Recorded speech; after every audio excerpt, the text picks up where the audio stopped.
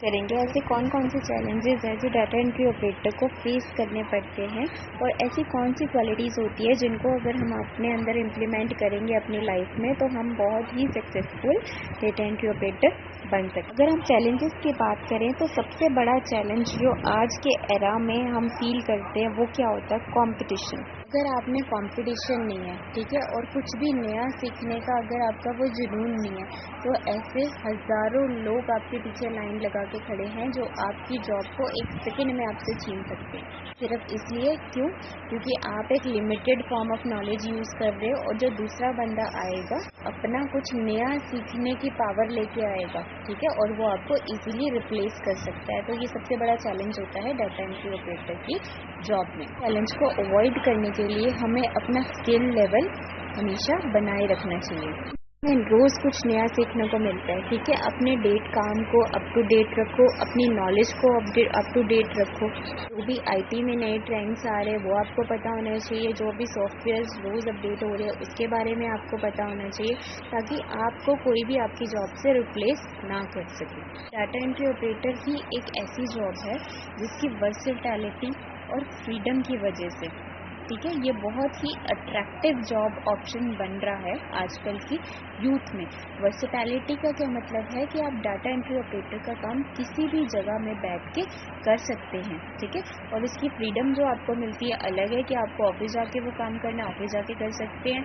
अगर ये कई काम ऐसे होते हैं जो कि कंपनीज आपको घर से करने के लिए दे देती है, ठीक है, तो ये काम की ऐसी अट्रैक्टिवनेस है जो बहुत सारे यूथ को आज के एरा में इस जॉब फील्ड की तरफ अट्रैक्ट करती है। So by constantly improving your knowledge and upgrading your skills, you can evolve as a specialized professional, thereby increasing your chances of getting hired for high paying job। मतलब है कि आप अपने knowledge को कॉन्स्टेंटली इम्प्रूव करके, अपने skills को constantly upgrade करके नए नए टेक्नोलॉजीज़ के साथ आप एक स्पेशलाइज्ड प्रोफेशनल की तरह इमर्ज कर सकते हैं, जिसकी वजह से आपको इससे भी ज़्यादा हाई पेइंग जॉब के लिए आगे जाके आप एलिजिबल हो जाते हो। ये operators are going to be high demand over the next decade, ठीक है। आने वाले कुछ सालों में डाटा एंट्री ऑपरेटर की बहुत ही डिमांड होने वाली है। हमें पता ही है कि अब सारा सिस्टम धीरे धीरे कंप्यूटराइज्ड होता जा रहा है। Health care system, industry system, business system, जहाँ पे भी आप देखो सब इलेक्ट्रॉनिक ही वर्क पहले हुआ करता था कि पोस्ट से काम हो रहा है, कुरियर से हो रहा है, लेकिन आज के ज़माने में पीजीआई में देख लो। अगर हम पीजीआई की बात करें तो वहाँ पे सारा काम कार्ड्स तक, मतलब कार्ड्स बनवाना है तो कंप्यूटर पे बनते हैं, डिस्चार्ज बनाना है तब कंप्यूटर पे बनते हैं, ठीक है। किसी भी आप शॉप पे, किसी बड़ी, अगर आप स्टोर पे भी चले जाओ, जो बिलिंग सिस्टम होता है वो सारा डाटा एंट्री ऑपरेटर हैंडल करते हैं। मतलब ये बहुत वास्ट फील्ड है जिसमें आपका बहुत अच्छा फ्यूचर आप लोग बना सकते हो, ठीक है। लेकिन क्यों, कब तक बना सकते हो? जब तक आपने कुछ सीखने की पावर है और अपने स्किल्स को इम्प्रूव करने के रहने की आपकी आदत है। वास्ट अमाउंट ऑफ फील्ड खुला बैठा है हमारे लिए डाटा एंट्री ऑपरेटर की जॉब के लिए। तो आपको अपने आप को एक कंपटीशन में बनाए रखने के लिए कुछ चीज़ों की ज़रूरत होती है जो आपकी इम्प्रूवमेंट के लिए बहुत ज़रूरी होती है। जैसे आपकी कम्युनिकेशन प्रोफिशिएंसी, जो आपके बात करने का तरीका है, ठीक है। और जैसे चाहे आप वर्बली बात कर रहे हो, चाहे आप नॉन वर्बली बात कर रहे हो। वर्बली होता है सामने सामने बात करना और नॉन वर्बली होता है जैसे हम किसी को लेटर्स के थ्रू, ईमेल के थ्रू बात करते हैं, उसमें बहुत अच्छी प्रोफिशिएंसी होनी चाहिए आपकी। और नेक्स्ट पॉइंट है एथिकल कंडक्ट होना चाहिए, ठीक है। आप में बहुत मैनर्स होनी चाहिए, एथिकल होनी चाहिए। इसका मतलब होता है किसी भी चीज़ को, किसी भी काम को बड़ी सहजता के साथ हैंडल करना।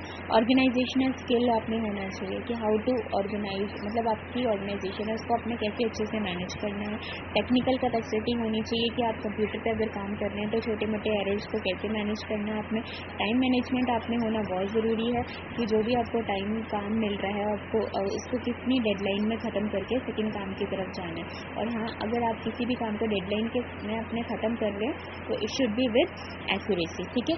थोरोनेस होनी चाहिए कि जो भी, जिस पर भी आप काम कर रहे हैं उस चीज़ के बारे में आपको पूरी नॉलेज होनी चाहिए, ठीक है। कि अब मैंने ये वाला डाटा एंटर करना है कंप्यूटर में, ये डाटा बिल्कुल एक्यूरेट होना चाहिए, इस डाटा को मैंने सही जगह पे सेव करके रखना है और उसकी एक फाइल बैकअप हमेशा के लिए बना के रखनी है। जो ये कुछ कॉम्पिटेंसीज के पॉइंट्स थे जो आप में होना बहुत ज़रूरी है। डाटा एंट्री ऑपरेटर की जॉब को एफिशिएंट तरीके से करने के लिए। अब हम नेक्स्ट पढ़ेंगे steps to become a data entry operator. ठीक है, एक अच्छा डाटा एंट्री ऑपरेटर बनने के लिए हमारे क्या क्या स्टेप्स की ज़रूरत होती है। फर्स्ट स्टेप होता है हमारा गेन डेटा एंट्री स्किल्स। जैसे आप कहीं पे भी जॉब करने जा रहे हैं डाटा एंट्री ऑपरेटर के, वहाँ के एम्प्लॉयर्स आपको ज़रूर ट्रेन करेंगे, क्योंकि वो उनका बताएंगे आपको कि आपने इस तरह से वर्क करना है। लेकिन अगर उसके साथ साथ आपके टाइपिंग स्किल्स अच्छे हैं और आपकी डेटा एंट्री जो भी आप कर रहे हो वो एक्यूरेसी के साथ कर रहे हो, ये कॉमन नीड होती है एक डाटा एंट्री ऑपरेटर की। ठीक है, जैसे knowledge of A database software, जो भी आप डाटाबेस सॉफ्टवेयर का यूज़ कर रहे हो, जैसे स्प्रेडशीट का, एक्सेल का, वर्ड प्रोसेसिंग का, अगर आपको अच्छी नॉलेज है तो ये बहुत हेल्पफुल होती है आपके लिए। गुड स्पेलिंग हो गया, ग्रामर का अच्छा यूज़ करना आना चाहिए आपको। पंचुएशन की स्किल्स आर सो नेसेसरी, कहाँ पे कॉमा लगेगा कहाँ पे नहीं लगेगा, इसको पंचुएशन स्किल्स बोलते हैं। As well as for strong reading comprehension भी आपका होना। कॉम्प्रीहेंशन का मतलब होता है कोई भी चीज़ आए आपको उसको बहुत अच्छे से रीड करना आना विद ऑल इट्स वोकैबुलरी। ठीक है, data entry operator must be familiar with basic office equipment, जो भी हमारे ऑफिस में इक्विपमेंट्स का यूज़ होता है, जैसे कंप्यूटर को कैसे यूज़ करना है, स्कैनर को कैसे यूज़ करना है, प्रिंटर को कैसे यूज़ करना है, कैलकुलेटर्स को कैसे यूज़ करना है, इनको बहुत अच्छे से आना चाहिए। ऐसा कोर्स है कि जिसके बारे में हमें इजीली कहीं से भी सीखने को मिल सकता है। ठीक है, डाटा एंट्री ऑपरेटर के पास। तो ये था हमारा फर्स्ट स्टेप जो था गेन डाटा एंट्री स्किल्स, कि ये वाले स्किल्स हमें ज़रूरी होते हैं। में से अगर आपके पास कोई डाटा एंट्री ऑपरेटर कोर्स का डिप्लोमा हो और उसका सर्टिफिकेट आपके पास हो, तो ये बहुत ही ज़्यादा यूज़फुल हो सकता है आपकी जॉब के लिए। आपके स्किल्स के साथ आपको हमेशा जो भी आपके डाटा एंट्री के स्किल्स के बारे में अभी हमने बात करी है, आप उसकी प्रैक्टिस हमेशा करते रहने चाहिए, क्योंकि practice makes the man perfect. Readers होते हैं वो बहुत ही फास्ट होते हैं और एक्यूरेट होते हैं, मतलब बहुत ही तेज़ी से डाटा अपने कंप्यूटर में एंटर करते हैं बिना किसी गलती के। हमें ऐसा चाहिए तो हमें प्रैक्टिस उन चीज़ों की करनी ही पड़ेगी। तो ये था फर्स्ट पॉइंट हमने जो किया अभी। ठीक है, और उसके बाद हम करेंगे गेन एक्सपीरियंस। जितना एक्सपीरियंस हो सकता है आप इस फील्ड में गेन करो। जैसे अगर आपने एज अ फ्रेशर अभी कॉलेज ख़त्म किया है, ठीक है, एज अ फ्रेशर आपकी डाटा एंट्री ऑपरेटर के लिए जॉब लग जाती है, तो शुरू में आपको 10,000 मिल रहे हैं। सपोज़ शुरू में अगर आपको 10,000 सैलरी मिल रही है, लेकिन अगर आपने इसी फील्ड में 2 साल बिता दिए, 3 साल बिता दिए, तो आपके हाथ में 3 साल का एक्सपीरियंस आ गया डाटा एंट्री ऑपरेटर का। अगर 3 साल के एक्सपीरियंस के साथ आप किसी नई जगह में एम्प्लॉय, ऑब्वियसली अगर 3 साल हो गए तो आपको तो उस सेम कंपनी में भी प्रमोशन मिलेगा ही मिलेगा। लेकिन अगर आप किसी और कंपनी में भी जाते हैं जॉब के लिए अपना 3 साल का एक्सपीरियंस लेके, तो ऑब्वियसली आपको हाई पे वहाँ पे जॉब मिलेगी। तो एक्सपीरियंस मैटर, जितना एक्सपीरियंस आप इस फील्ड में गेन करोगे उतनी ही आपको आगे जाके फ़ायदा होगा। थर्ड हमारा स्टेप है गेन एम्प्लॉयमेंट फॉर एडवांसमेंट। ये सेम चीज़ है जो हमने अभी सेकेंड स्टेप में की है। पे आके हमारा roles and responsibilities of a data entry operator का एक पार्ट ख़त्म होता है।